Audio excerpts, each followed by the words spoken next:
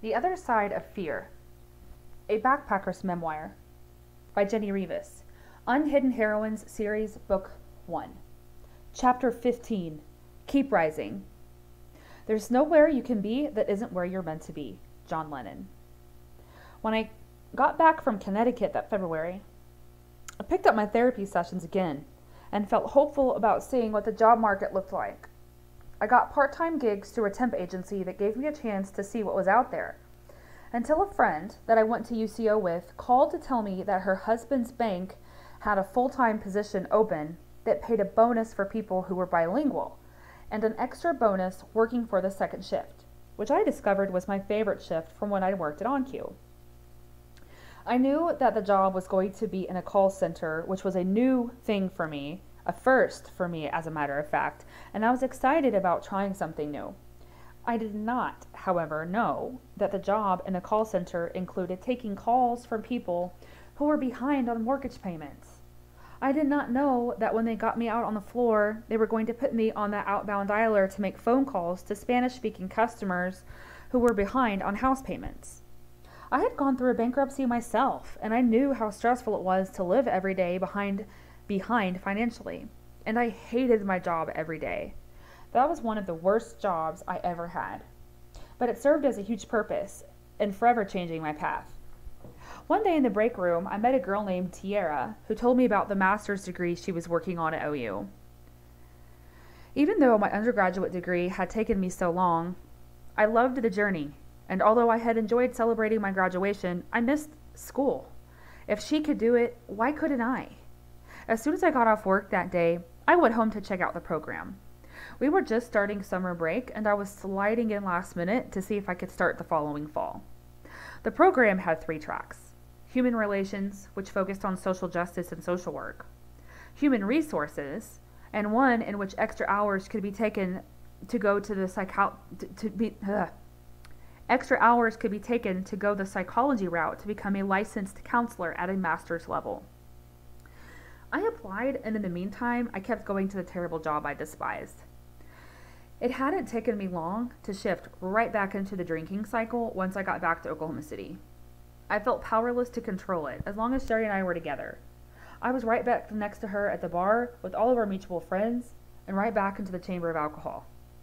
I went to work hungover every day and counted down the minutes till I clocked out on Friday, then drove straight to the bar after work to start my weekend of checking out. The drinking made me feel miserable, and so did my job. But doing something I hated just made me want to check out that much more. It was a terrible cycle. One day, I came home for lunch to find my acceptance letter from OU in the mailbox. I danced around the kitchen with Gracie. I wanted something new so bad. I was going to celebrate my 30th birthday in a few months, and this was definitely one way to commemorate a huge positive shift in my life to welcome a new decade. I couldn't make myself go back to work that day, so I didn't. In fact, I never went back at all. When Sherry got home from work, I met her at the bar and shared my news. I was nervous about what she would say about me quitting my job because she had carried me financially for so long. I wanted to start doing my part, but I just couldn't do something that I hated. No paycheck would ever be enough to make up for how poisonous it felt inside to spend my life doing something empty and meaningless. Not only was she immensely supportive of my decision to go back for my master's, she also told me not to worry about income. She wanted me to just focus on my therapy, keep healing and growing, and allow myself to have the full, happy college experience that I deserved. I looked forward to figuring out what my life path would be, being mentored by my professors, having the full classroom experience with peers, and building healthy friendships with other adults in the master's program. I had definitely never had that. When I had lived in the apartments by UCO right after my rape, I would walk through campus and watch all the students partake in game days, scavenger hunts, parties, movie nights, and other fun social engagements. And it made me feel so bitter and angry that I couldn't experience that. Sherry's empowerment gave me a chance to recreate that experience for myself. So I did. I committed to 30 days of being sober so that I could think about what I wanted for my life. I was tired of feeling like shit all the time. I saved some of my checks from the short period I worked at that awful call center. I have always been intrigued by women's bodybuilding, so I got a membership at a gym and hired a trainer. I wanted to eat clean, feel better about myself, and channel the things going on inside towards something empowering like heavy weightlifting. So I did. And it felt so great after 30 days away from alcohol that I decided to do another 30, which is when my semester started. I was still going to therapy sessions, but I didn't need to go once a week as often. I rarely had flashbacks or nightmares or night terrors anymore, although my anxiety was still really bad. I'll always remember my walk through the physical science building to the first night of my first class and how scared I was to do something so new and so big. I didn't feel like I was smart enough or ready enough or well written enough to do higher education.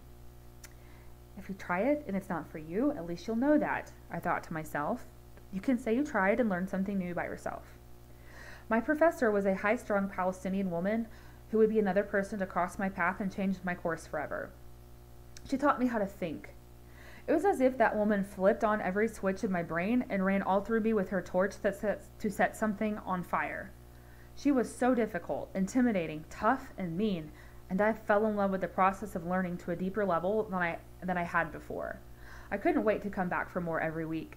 I was terrified of doing my first paper because I was self-conscious of my writing and was sure that my grade would reflect it. I put my whole heart and soul into that paper, more than any paper in my previous 10 years of classes. A few days after I turned it in, I was in the library studying when Dr. H walked up to my table. My legs started shaking. Shit, she was so scary. She asked if I had time to meet with her privately in her office. When I went, it turns out she was extremely impressed with my paper, and she asked if I would be interested in helping her do research for a book project.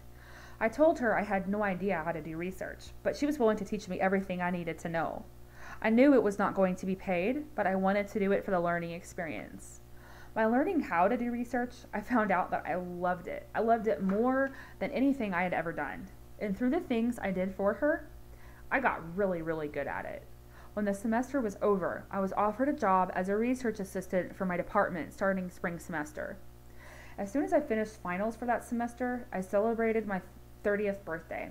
And I took time to really celebrate how far I had come since my rock bottom point just 2 years before, when my 28th was looming and I felt so hopeless about my life in general. I stayed sober my entire semester, right through my 30th birthday. I wanted to welcome a new decade by feeling great. Everything that I had lived through my 20s is more than what most people experience in their whole lives. I could see just how far I had come since the rape, my time in rehab, my bankruptcy, even my adventure in Connecticut. When the new semester started, I was assigned to a different professor, which was divine placement from the universe. I fell into the hands of Dr. D, another angel who would impact my life forever. He had his doctorate in psychology and had run his own practice for a long time. He was published many times over, and not only would I help him do research for the publications he was working on, but I would also help him organize the notes he wrote on napkins, which mapped out the characters for his next book.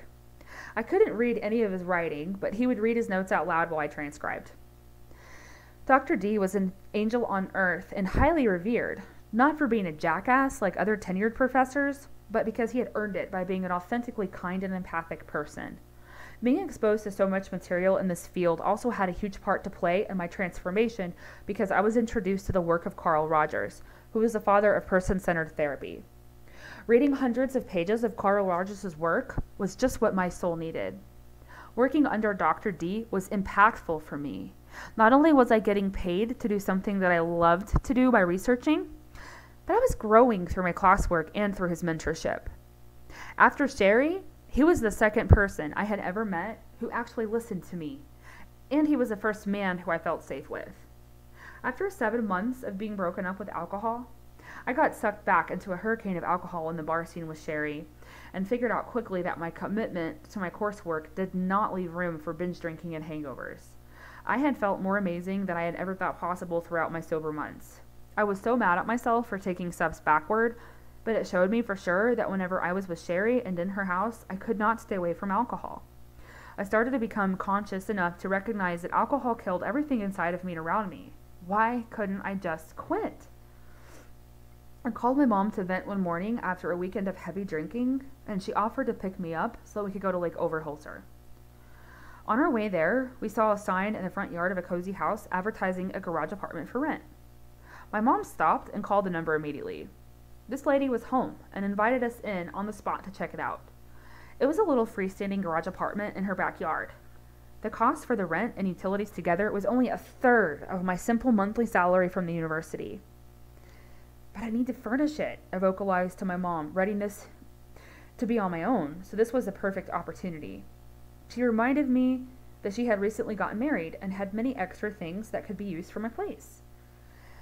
I was scared to leave Sherry's house, where I had hidden from the world for a long time.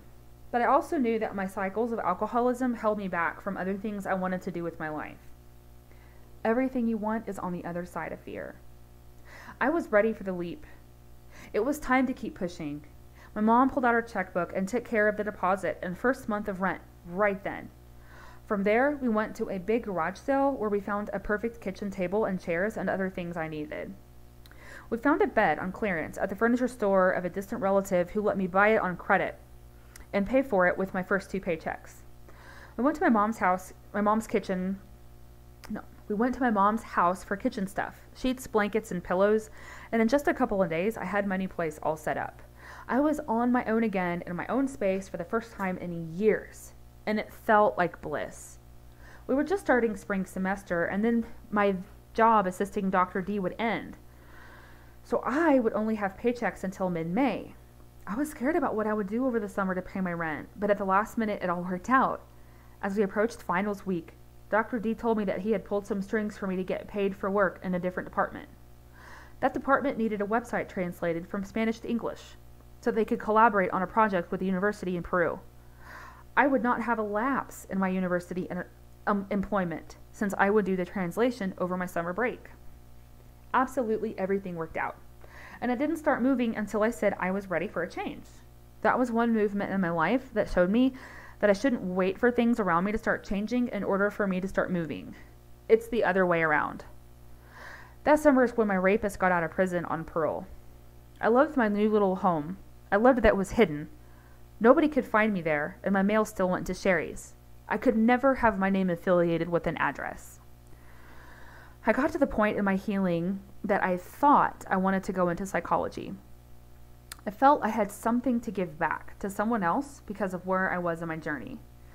By exposing myself to so much material in the field of psychology and by working with Dr. D on his research projects, I decided that maybe my career field would be psychology. So that summer I did the translation work, read lots of psychology books, took my summer classes for psychology electives, and I still went to my therapy sessions every 2 weeks. I poured myself into the field of psychology, doing research in the area of what happens in the brain when someone goes through a significant trauma.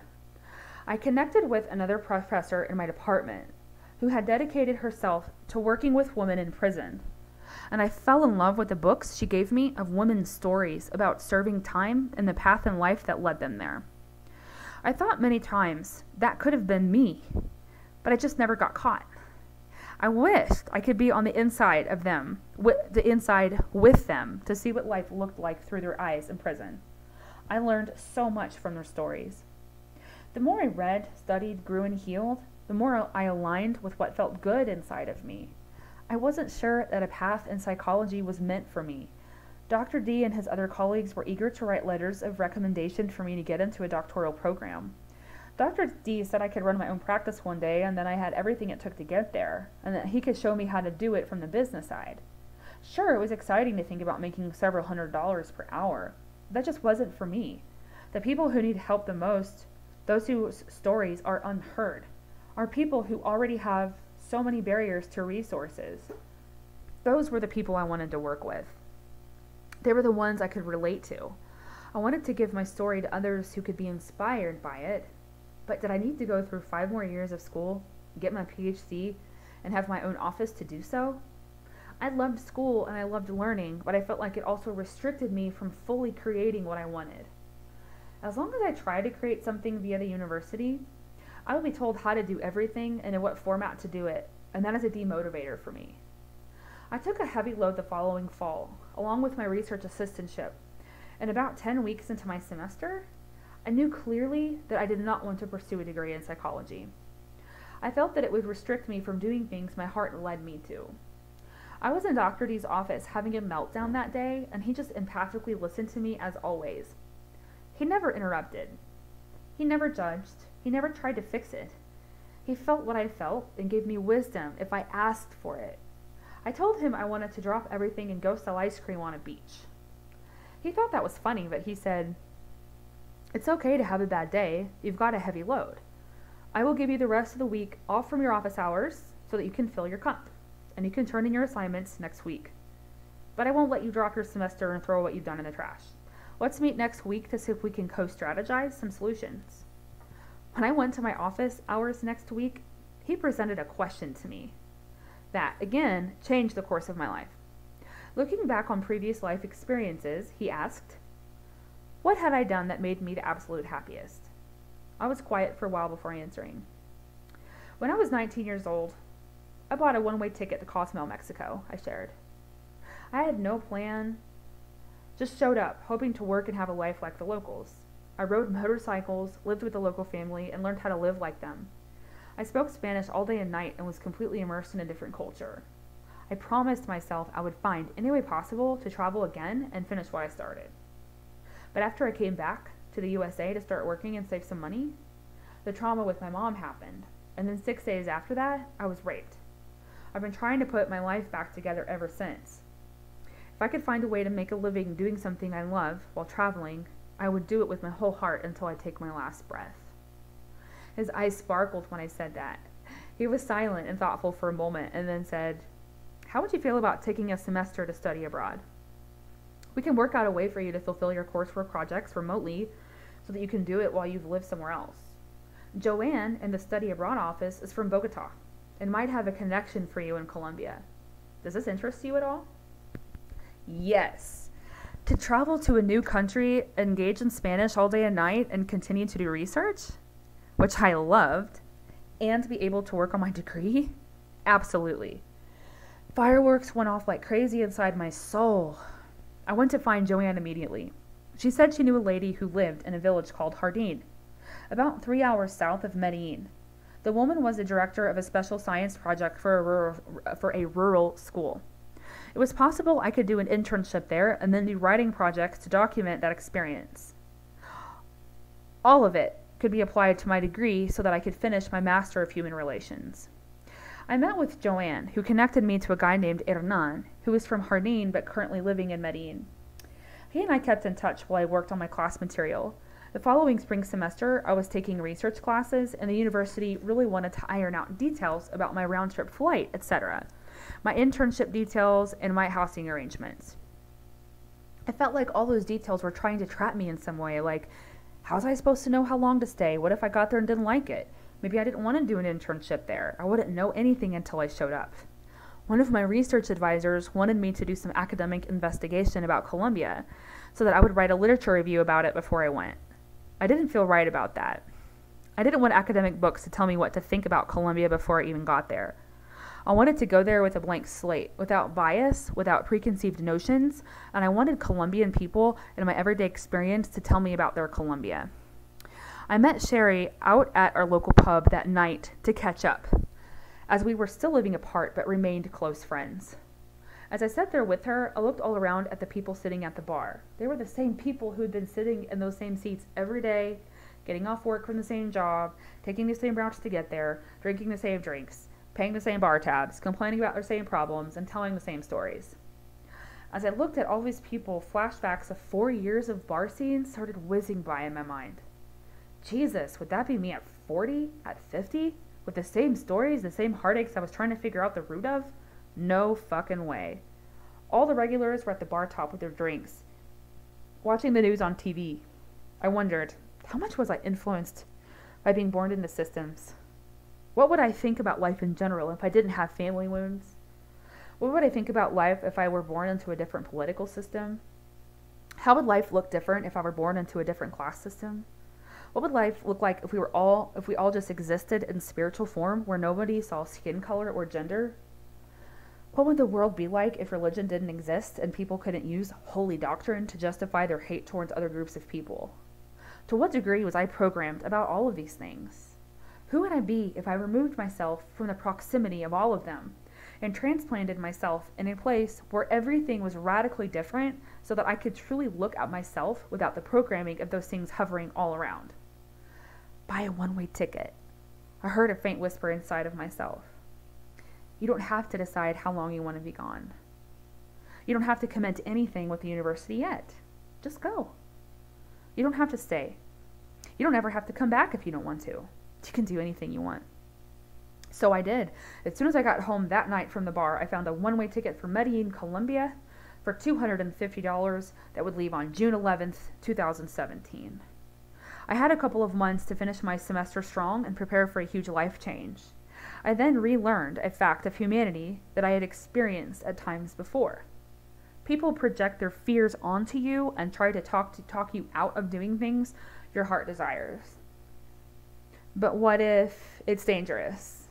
But what if you get kidnapped? But what if you don't like it? What if? Why do we always expect the worst things to happen when we go out of our comfort zone? What if the most magnificent thing thus far in our lives is waiting in the unknown? The day before packing, I was supposed to leave I was in my little cabin packing. How should I pack for a one-way ticket? I had no idea what clothes to bring. I knew nothing about the climate where I was going. I had no idea if I would be there for a week and come back to Oklahoma or be there for a week and go somewhere else. I felt like I was falling backward, trusting that something or someone would catch me. What if nobody did? Then, as I was finished packing and was taking the smaller things off my walls so that I could leave the place clean, I saw the framed quote still hanging above the light switch by my door. Everything you want is on the other side of fear. I sat on my bed and I held it in my hands for a long time. I went back in time to the Jenni who hit her rock bottom before her 28th birthday, who was in so much pain she couldn't imagine being alive to celebrate her 30th birthday. I remember how I'd walked through life in fear for years, scared of monsters that were under my bed, outside of my room, outside of my home, inside of me hiding in all those chambers. I recalled the Jenni who was scared to speak or make any new friends, talk in groups, try new things, or dream about anything bigger, and how this quote came at perfect time in my counseling process. It'd been a catalyst for me to push a little further every day and see what was beyond one more veil and then one more. When I went through my bankruptcy, it seemed like the most terrible thing I could ever go through, but in that moment, on my bed, holding that frame, reading that quote, I acknowledged out loud that it was the best thing that could have ever happened to me. I'd already had a house and filled it with stuff. If I still had all of that, I wouldn't have the freedom to do what I was about to do. I was so grateful that I had cut that cord to let that heavy load go. Grateful for everything it taught me, for showing me what I don't want to experience again. I could drift with one simple bag on my back wherever my spirit called me to go. Everything you want is on the other side of fear. That implies that I must feel my fear then. Being brave doesn't mean that one is fearless. It means you acknowledge fear and still go anyway. Courage can't exist in the absence of fear. I wished I could take that frame with me, but I knew I would now have to be wise about what I carried with me in my suitcase, since my whole life would be on my back. Oh, but I could take that quote with me everywhere. I immediately went to 23rd Street to get it tattooed on my right forearm. I wanted to see it every single day to remind myself to keep pushing, keep growing, keep doing the work, and not to let anything ever get in my way. Before, fear paralyzed me and kept me on strings like a puppet. Because of my path of healing, growing, and expanding, I had begun to see fear as an X on a map that was a guide to buried treasure. The next day, with my new tattoo throbbing on my right arm, I boarded my one-way flight to Medellin to see what was behind the X on my map.